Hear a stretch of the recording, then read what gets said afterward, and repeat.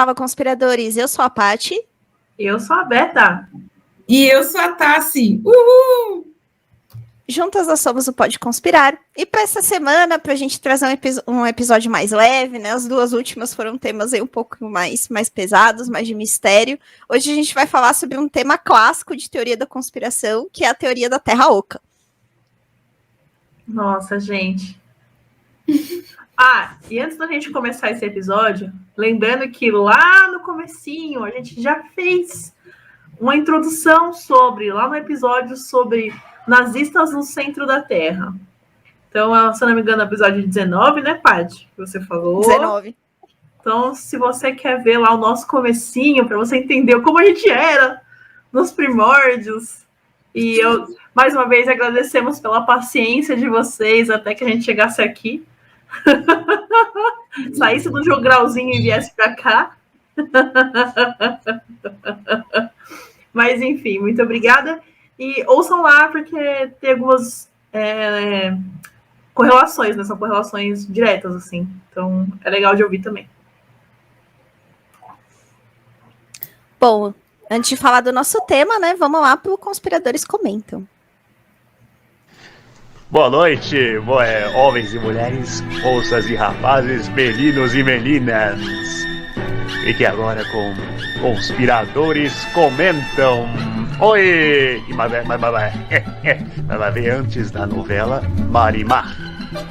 Oi! Bom, hoje nós temos aqui o comentário do Mac, que foi no nosso último episódio, né? Que foi do Missing 411. Se você ainda não viu, né? Volta lá no nosso último, que é um tema bem bacana também. E aí ele comentou o seguinte: Hello, pretty ladies. Como todo louco criado nos anos 90, na certa foram os palhaços na Kombi branca. Agora, acusar e difamar a Janaína pegaram pesado, hein? Beijo e até a próxima. Gente. Janaína não teve nada a ver com isso, tenho certeza. Agora, essa dos palhaços, eu tinha esquecido. Pois é. Os anos 90 eram saudáveis, né? As coisas que a gente falava para as crianças, dos palhaços da Kombi branca. Isso é só o começo, né, das coisas, né? Os anos 90. Aí depois a gente se torna essas pessoas que têm medo de van, né? Que não passa perto das vans paradas. Tudo faz sentido agora? Faz sentido agora. Agora faz sentido. Bom, o próximo comentário é da Fran Alves. Ela falou: primeiríssima, meninas, se eu não me engano, no Brasil há muitos casos de desaparecimentos misteriosos, sim. Um deles é do escoteiro Marco Aurélio, mas tem muitos outros. Eu lembro que quando eu era criança, tinham muitos comentários que nas Chapadas aconteciam desaparecimentos e coisas bem estranhas. Eu queria muito ver mais coisas sobre o Brasil, mas ao mesmo tempo fico com medo. Realmente, tem muitos casos de desaparecimento. Inclusive, recentemente eu assisti um do caso Evandro, um desaparecimento do menino Evandro, também cheio de reviravoltas e casos, meu Deus, eu recomendo esse. Agora, eu sei que agora não é o momento de recomendar, mas eu recomendo que vocês assistam esse do caso Evandro, porque é muito legal de entender a história, né? Mas realmente, quando você começa a assistir, começa a dar aquela pulguinha atrás da orelha, assim, sabe? Você não sai na rua diferente, né? Porque a ansiedade grita mais alto, né? Verdade. Bem, meninas, agora tem o comentário do Rafael Zanirato, também, que ele sempre contribui aí. Enfim, ele disse assim: olá, meninas, realmente bem estranho. Caso não forem alienígena, que é bem provável, pode ser caso de Sete Além. Não sei se conhecem essa, mas é um tema que daria um ótimo episódio. A gente já tem um tema de Sete Além aqui. Já tem um episódio. Sim. Acho que é no de universos paralelos, né? Que a gente fala de Sete Além. Isso. Então dá uma olhadinha lá, Rafa. Lá tem. É lá dos primórdios também. Acho que é um dos primeiros episódios que a gente fez. Exato, nossa. Vocês vão sofrer um pouco. É tudo de 2001, esses episódios aí. Vocês vão sofrer um pouco. Mas é bem legal essa parte do Sete Além. Dá uma ouvida lá. Não sei, não lembro qual que é o episódio, mas tem, tá? Tá lá, do Viagem. Tá lá, tá. Eu acho que é esse mesmo, do Universo Paralelos. Que a gente fala lá que é do Orkut, né? Que surgiu teoria e tal, essas coisas. Nossa, Orkut, meu Deus. Quanto tempo, não? Pois é, menina. Bom, vamos agora para as nossas indicações.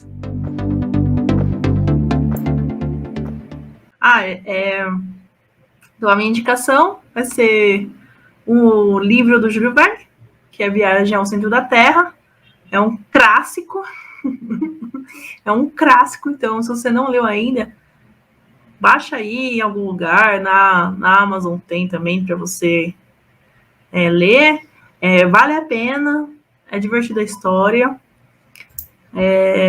E tem muita coisa dentro do livro que a gente vai falar aqui um pouquinho hoje, porque as pessoas, né, como sempre, surrupiaram, roubaram algumas ideias de um fictício para colocar em teorias que supostamente elas acreditam. Então, mas vale a pena ler. É verdade, gente, esse livro é muito bom. A Roberta fez eu lembrar de uma memória de quando eu tinha 13 anos, que eu peguei esse livro na biblioteca da escola que eu estudava, e eu li, e eu lembro que eu gostei também. Então, enfim, algo nostálgico. E outro link aqui também que está aqui na descrição é o link do antologista, que ele faz um especial sobre a teoria da Terra Oca, completinho, com tudo que você possa imaginar, do como começou a história, como a gente vê o mundo, como as pessoas supuseram que fosse, e como se desdobraram as histórias dentro de mitologias. Então é bem legal de vocês conferirem. Tá aí o link e bom divertimento para vocês. Vou fazer uma indicação também a um livro, né, que é um dos livros de um dos principais teóricos de toda essa concepção aí da Terra Oca, que é o Raymond Bernard. O livro é Terra Oca, né, o título é esse mesmo. Também vocês encontram fácil aí em Amazon, Sebo, é um livro bastante antigo, então para quem gosta de livro físico ou digital, né, e tiver aí a paciência de ler, né, para conhecer no detalhe a teoria da Terra Oca, vale a pena também. É isso aí, gente. Eu gosto de livro físico. Esses negócios de digital, não dá. Aquele cheiro do livro, assim, eu gosto. Eu gosto de não carregar peso, então eu prefiro digital. Tem o espaço também, né? Tem a questão de... Eu passei a comprar mais livro digital por conta de espaço mesmo, porque... Nada se compara. Eu sou das antigas. Eu gosto de livro. Olha, o meu sonho sempre foi ter uma biblioteca muito grande. Sempre foi. eu realmente espero um dia ter uma biblioteca gigantesca. Sabe, daquelas de 2 andares? Com aquelas escadinhas. Exato, dessa mesmo. Exatamente essa. Que nem a biblioteca de Trinity aí da Irlanda, se você for... Dá um Google aí. Biblioteca de Trinity na Irlanda. Da Universidade de Trinity. Assim, meu sonho de consumo. Mas para eu chegar lá e ter aquilo, eu vou ter que ter uma pessoa para limpar para mim, tirar o pó, e eu ter um espaço suficiente para poder construir aquela biblioteca. Por enquanto não tenho, né? Sou uma trabalhadora nesse mundo capitalista, não é mesmo? Então, vou ficar com os PDF mesmo. Ai, gente, eu pensava que eu ia chegasse nos 30 e tralalá, e ia ter uma biblioteca assim em casa. Não. Só criança mesmo para sonhar umas coisas assim, né? Mas enfim. Quem sabe um dia teremos essas bibliotecas em casa. Também tenho vontade de ter. Eu gosto de livros. Bem, vamos lá então começar aí com o episódio da Terra Oca. Bem, gente, essa teoria da Terra Oca, né, é uma teoria bastante conhecida, né? E essa é uma suposição, na verdade, né, de que a Terra é oca, enfim, é algo que não é muito recente. E a gente vai aqui mostrar para vocês meio que numa linha do tempo, talvez, para mostrar da onde que vem essa teoria e como que ela foi se destrinchando aí. Então, isso da Terra Oca é uma crença que já transitou aí por diversas civilizações. Então, se a gente for observar aí bem durante o período da história, né, a gente vê ali desde os gregos até os maias, né, e sempre nessa teoria também há um certo fundo religioso, né. E, bem, o que a gente pode dizer é que quem veio aí com essa ideia da teoria, todas essas pessoas, elas acreditavam em um ponto em comum, né?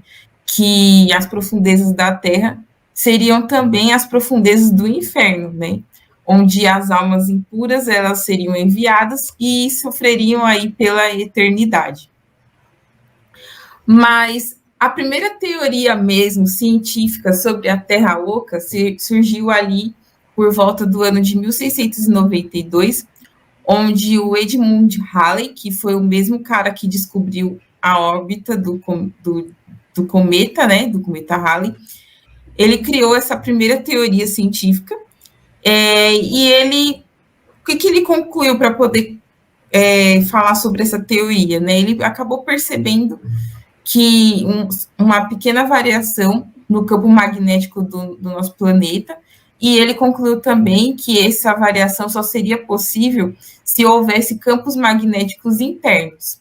E aí, também, a partir dessa teoria, ele também conseguiu explicar, né, como que era o surgimento das auroras boreais, que, não sei se todo mundo sabe, mas eu acredito que sim, né, as auroras boreais são aquele fenômeno que a gente vê ali no norte do Canadá, a gente vê também nos países escandinavos, né, que o céu fica com aquela luz, assim, meio brilhante, é um fenômeno muito bonito. E ele concluiu aí que as auroras boreais, elas aconteciam através de gases que escapavam do interior do oco da Terra, né, e que dentro desse oco da Terra morariam seres superiores e divinos, criados também por Deus. E aí a teoria vai se expandindo aí, né? Pelo século XVIII, né? Tem um matemático suíço que ele também criou uma tese sobre a Terra plana, né? Onde existiria apenas uma camada oca ali dentro do centro da Terra e que também teria um Sol ali de quase 1.000 quilômetros de extensão, que ofereceria luz e calor aos possíveis habitantes da região. Então, se a gente for vendo, né, a teoria ela foi, vamos dizer assim, ganhando mais e mais e mais elementos. E, bem, essa aqui é só uma introdução, mas a gente vai falar muito mais no episódio de hoje. E é isso aí. Bom, a teoria da Terra Oca, como a Tassi bem comentou, é uma coisa que já vem de muitos povos. Os maias tinham algumas histórias sobre esconder riquezas em túneis embaixo da terra, né? A própria concepção de inferno que a gente tem, né, na teologia cristã fala, né, de profundezas, então partindo do princípio de que isso também seria embaixo da terra, né? Na própria mitologia a gente tem a história, né, do submundo, né, que também histórias de pessoas que resgataram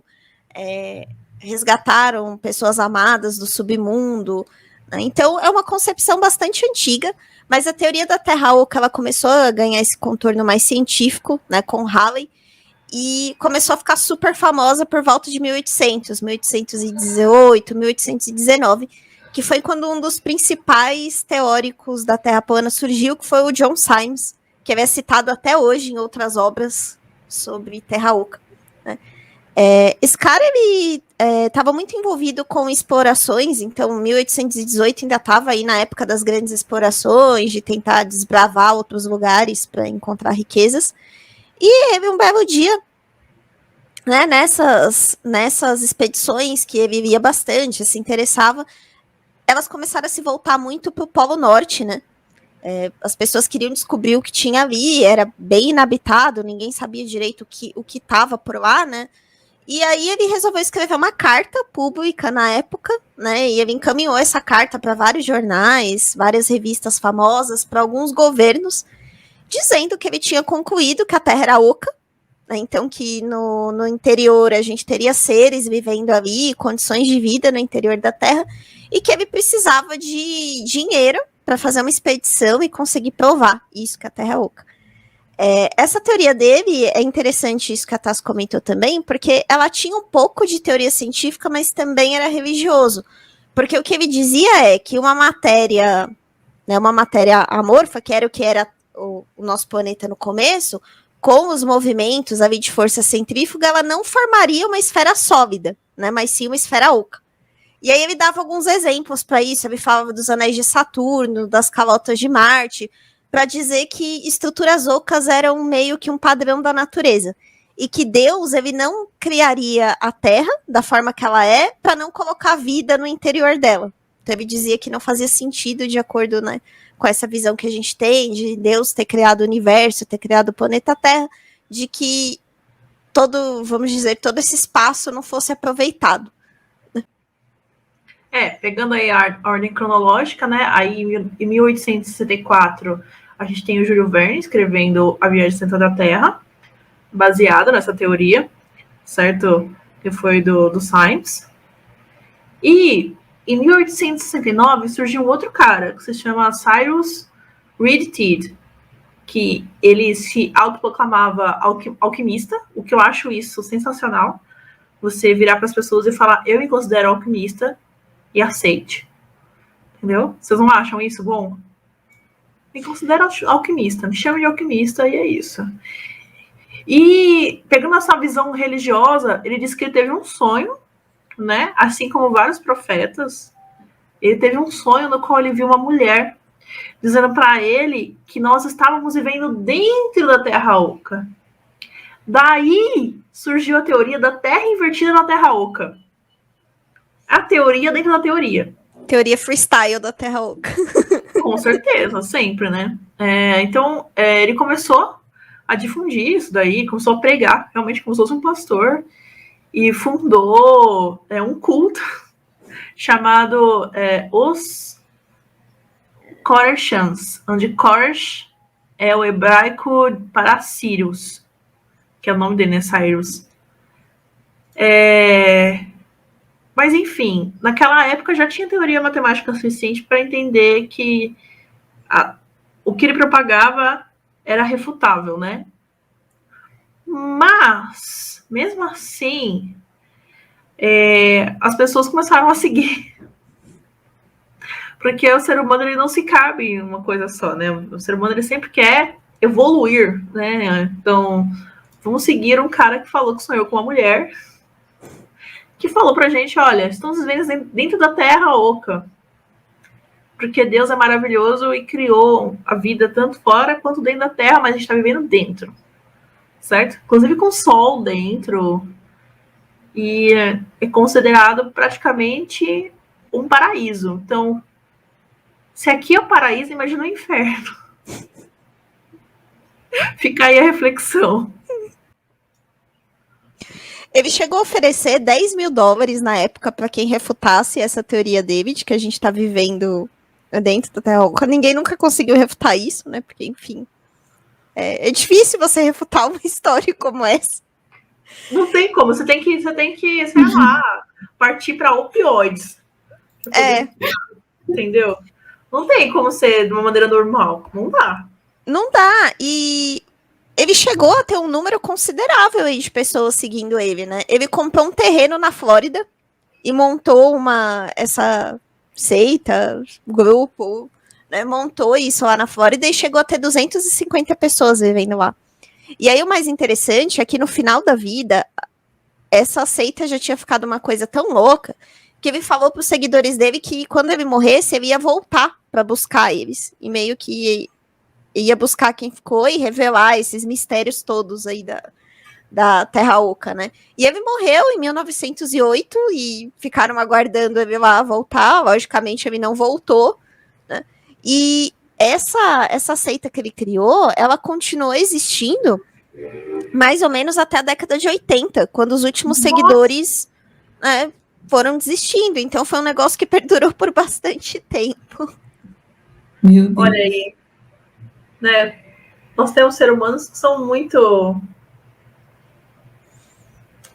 Ai, eu ia falar, não é persistente, teimoso, né? Acho que teimosia cabe mais aí. Eu só queria fazer um parênteses aqui, que o Symes, né, que a gente comentou mais no começo, ele nunca conseguiu fazer essa expedição, né, da forma que ele queria e tal, e ele começou a ser muito ridicularizado, né, por outros canais científicos da época. E aí, para fazerem meio que uma piadinha, né, começaram a chamar a teoria de teoria do buraco de Symes. Até anotei aqui um quinta série do lado.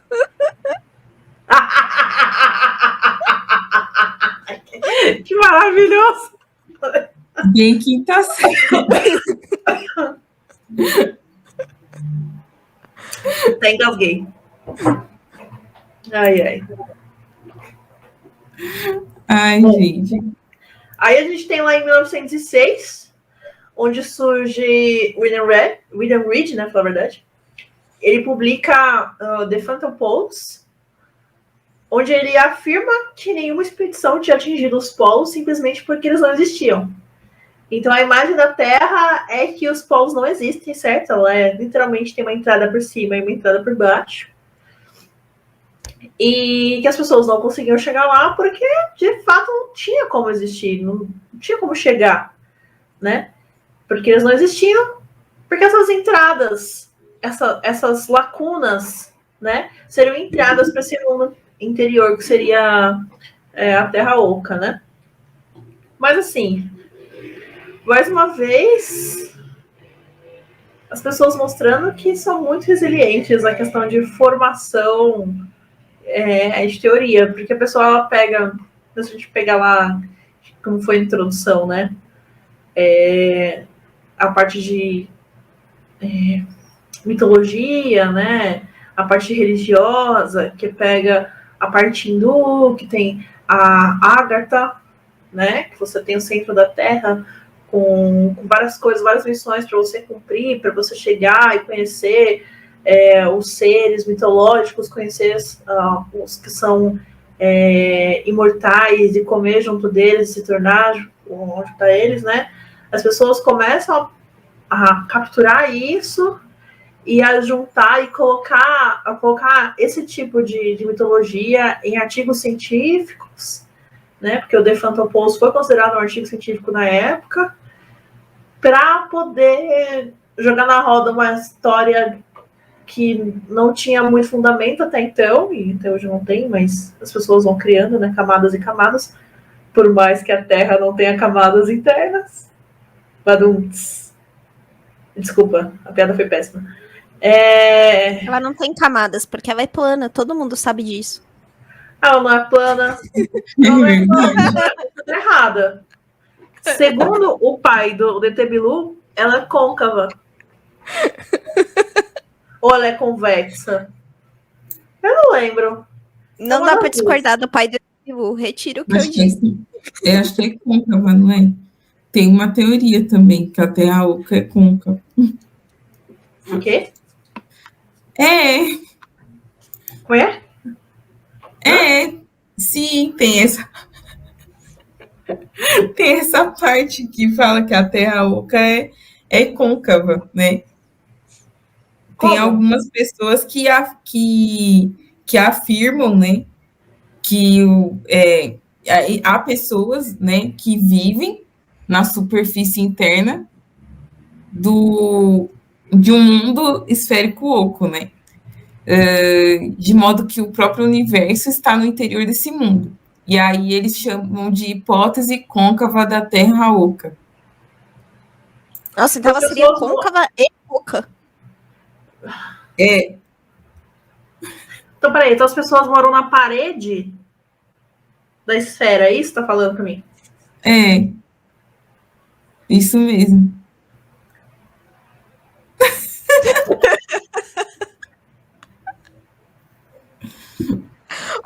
bem, né? Tudo bem, já vimos coisas piores nesse podcast. Gente. E, tipo, não são várias pessoas que já propuseram isso, né? Então, por exemplo, tem um médico que ele morava ali no interior do estado de Nova York, o nome dele é Cyrus Ted, que ele propôs essa teoria aí da Terra oca côncava, né? Em 1869. E ele deu até um nome de cosmogonia celular. Muito bom. Muito bom. É interessante a gente falar que existiram muitas obras na época que fomentaram isso, né? Então, obras tanto de ficção quanto denominadas aí científicas, né?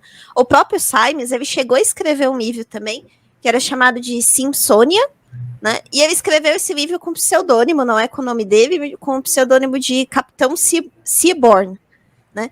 E aí, ele começou a delinear nesse livro um pouco do que a gente vê hoje quando se fala das populações que viveriam na Terra Oca, né? Porque até agora a gente está falando de como seria a Terra Oca em estrutura, mas não das criaturas, né? Porque essas pessoas que acreditam na Terra Oca, elas acreditam que existe um mundo dentro do nosso mundo, então com criaturas também habitando ali. E nesse livro dele, ele começa a desenhar um pouco isso. Então ele fala que existem seres vivendo dentro da Terra, então que se alimentam desse sol, desse paraíso que existiria, né, dentro do planeta, e que são criaturas altas, criaturas de pele clara, né? Lógico, né? Porque isso é outra coisa também que a gente vai chegar no caminho desse episódio, que depois a teoria da Terra Oca toma um contorno até meio nazista, estranho, né? Mas isso começa um pouco daqui, que ele fala que são essas criaturas de pele branca, que são criaturas amáveis, que se comunicam por telepatia, muito inteligentes, né? E que seriam criaturas assim, que elas vivem afastadas do planeta Terra, mas que de alguma forma elas no futuro viriam para a superfície para contribuir com a evolução da humanidade. Então é aqui que começa a falar desses seres intraterrenos. Fora que, não sei se vocês viram, né, mas um dos argumentos que as pessoas que hoje acreditam que a Terra seja oca são os mamutes, né? Surgimento de mamutes na Antártica. O que os mamutes têm a ver com isso, coitados? Então, surgiu uma carcaça de um mamute num degelo que teve na Antártida. E a Antártida é fria. Todo mundo sabe disso, que a Antártida é muito fria, né? Os polos são extremos em temperatura e eles são frios, né? Por questão da rotação da Terra, mas isso é para outra história. Tem gente também que acredita que a Terra não roda. Não tem rotação nem translação, mas isso a gente vai deixar para outro rolê, tá? Vamos ficar nesse rolê aqui. Vamos ficar nesse rolê. E aí, encontraram a carcaça de um mamute que estava bem conservado. Tão conservado que parecia que ele tinha morrido há pouco tempo atrás. Então, um dos argumentos é que os mamutes viveriam dentro da Terra e que eles estariam saindo da Terra por esses portais, né, nos polos, e teria morrido por ali e os cientistas teriam achado a carcaça e estão estudando. Entendeu? Mas a gente sabe que não é assim que funciona, né? Os mamutes foram extintos há muito tempo atrás, assim, muito tempo atrás. E que, na realidade, foi feito ali um carbono, aquele carbono provou, né, o carbono 13, provou que o mamute é realmente da era do mamute, não de agora, certo? Na era do iPhone aqui. Certo? O mamute era lá na era do mamute. Então, mas os teóricos, né, as pessoas que acreditam na Terra Oca usam isso como argumento. Coitados dos mamutes, não mereciam ser envolvidos nisso. Pois é. Eu acredito que isso daí, cara... Olha, eu vou fazer um paralelo aqui, mas pode ser que esteja muito errado. Vocês já assistiram já a Era do Gelo? Já. no último Era do Gelo, não tem uma parada que eles entram por um buraco, eles caem no meio da terra e tem lá toda uma flora e fauna, Tem. com mamutes, com dinossauros e tudo mais. A ideia deve ter vindo por aí, sabe? Não, eu acho bem possível, sim, que eles tenham se inspirado, Acho que a ideia vem por aí mesmo. Bom, e aí a gente entra também no Sir John Leslie, que também fala bastante sobre esses seres intraterrenos, né, que viveriam aí no interior da nossa Terra Oca. Ele explica que dentro da Terra existiriam 2 sóis, que ele deu o nome de Plutão e Proserpina, para esses 2 seres celestes aí. E aí ele começa a falar sobre o Vril, né? O Vril, ele seria um líquido, na realidade ele seria, né, um líquido super poderoso que nutriria essas criaturas, que ele começou a chamar de Vrils também, né, que, como a gente comentou, eram criaturas aí elevadas espiritualmente, tal, né, mais altas do que os seres humanos, né. Ele descreve um pouco a organização dessa sociedade, ele fala que são seres que viveriam sem uma autoridade central, da mesma forma que a gente conhece, eles teriam um líder, mas não encarariam esse líder como uma autoridade, mas mais como algo espiritual, né. E aí ele fala, né, ele comenta um pouco do que a Tassi falou no começo do episódio, que esses sóis, né, o Plutão e Proserpina, eles cintilam pelas fendas, que é o que criam esses fenômenos luminosos que a gente vê, a aurora boreal no Polo Norte e a aurora astral, né, no Sul, e também que esses... alguns fenômenos que a gente tem, como por exemplo vulcões, né, são meio que reflexos de incêndios internos que acontecem nessa Terra Oca. Ele diz também que o interior da Terra ele poderia ser habitado também por humanos, até por ter todas essas condições aí de temperatura, né, que seriam favoráveis à vida, assim como é a superfície. E aqui é engraçado, porque começaram a surgir algumas variações dessa teoria, principalmente depois das primeiras expedições para o Polo Norte, dizendo que o interior da Terra já estava ocupado por humanos, e aí eles faziam um paralelo com os esquimós, né? Que nem é o termo correto, né? Chamar as pessoas ali de esquimós, mas eram assim que eles chamavam, né? E aí eles falam que os esquimós estavam... eles descobriram essas fendas, né? Que eles sustentam que existem algumas fendas, algumas passagens, tanto no Polo Norte quanto no Polo Sul, e que por eles serem pessoas ali da região, eles já conheceriam essas passagens e por isso eles já estavam habitando o centro da Terra. Junto com os nazistas. Junto com os nazistas. E os mamutes. E os mamutes. E aí é que os nazistas entram na história, né? Os nazistas, a gente até comentou bastante isso no episódio do Nazistas no Centro da Terra, então acho que não vale a gente detalhar tudo de novo aqui, mas só para fazer um lembrete, né, de que eles levaram a sério essa história aí do Vril, né? Então eles procuraram mesmo saber se existia esse líquido superpoderoso e eles se identificaram muito com essa descrição de sociedade branca e alta e elevada, né, que vinha dos livros, né? Qualquer semelhança não é mera coincidência.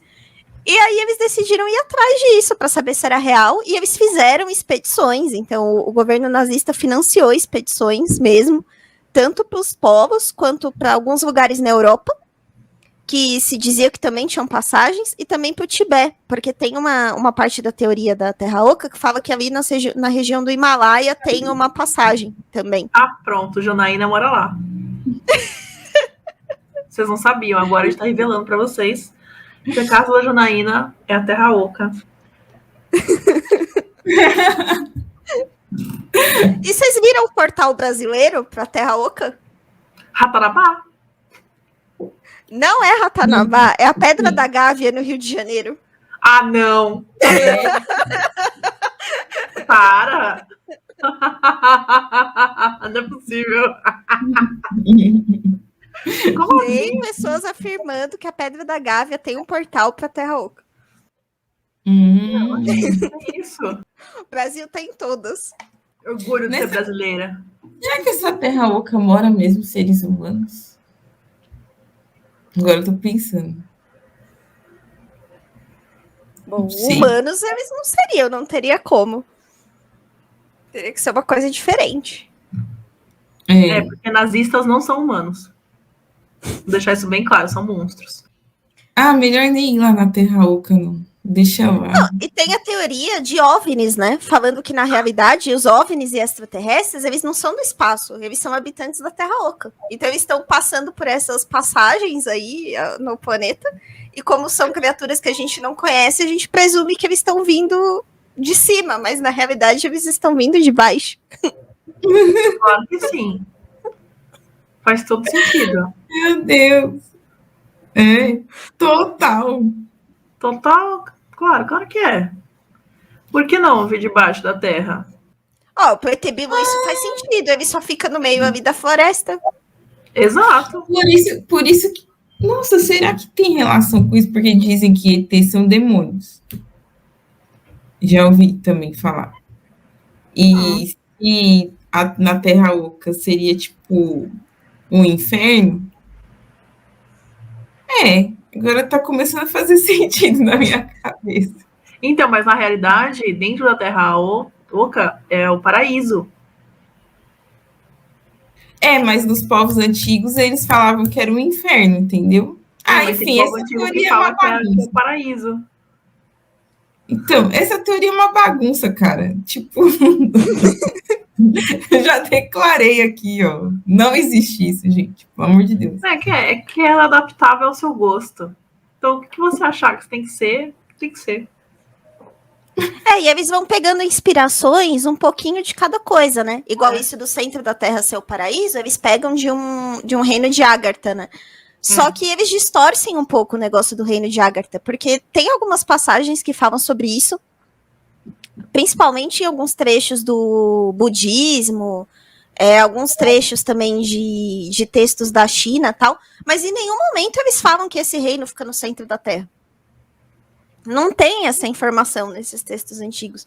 Mas, de alguma forma, eles relacionaram aí as duas coisas e começaram a dizer que o reino de Agartha estava no centro da Terra. É aquilo, seu bel prazer. Você escolhe. Cada teórico escolhe um ponto e disserta sobre. Pois é. O ser humano tentando justificar as coisas que ele não entende. É mais ou menos isso, né?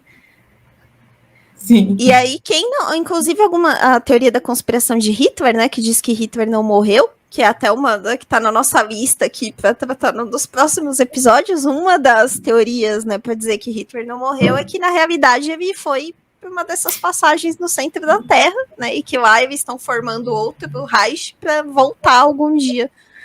Gente, ele tá lá, Michael Jackson, com a Rainha Elizabeth. Não, eu vou falar pra você, se o Hitler tava fazendo isso, tá demorando bastante, né? Eu acho. Tá vendo como isso aí é tudo balela? Gente, só fazer um parênteses aqui, isso nem precisa ir pro episódio, mas vocês falaram do Michael Jackson, vocês viram a menina do BBB que surtou com medo do Michael Jackson? Quê? Não vi. A menina tava indo no banheiro de madrugada, aquela Ki Alves, que é jogadora, acho que de vôlei. Ela tava indo no banheiro e tal, aí do nada ela volta pro quarto desesperada, chorando, dizendo que viu o Michael Jackson no espelho. E aí ela começa a falar que tem muito medo do Michael Jackson, que ela já chegou a fazer terapia por causa disso. Meu Deus! Eu tô rindo da dança, do trauma dos outros. Desculpa, mas eu tô rindo. Perdão. Assim, não teve como não rir, porque foi um negócio muito... Sério, tô com medo do Michael Jackson. Como que alguém tem medo do Michael Jackson, cara? Pior que parece ser uma coisa que tem mais gente que tem medo, viu? Muita gente comentando na internet que tem medo dele também. Coitado. Sério? Coitado do Michael. Gente, é o que a gente falou no começo do episódio, entendeu? Nossa geração é toda cagada. Mas é mesmo? Aí acreditar em Terra Oca é um pulo. É um pulo. Meu Deus. Que horror. Mas enfim. Bem, tem gente que acha que o Rodrigo Faro sequestrou O Michael Jackson sumiu com o Michael Jackson até aí. Quê? É a O Deus teoria. tá cada vez melhor. Tem essa teoria aí.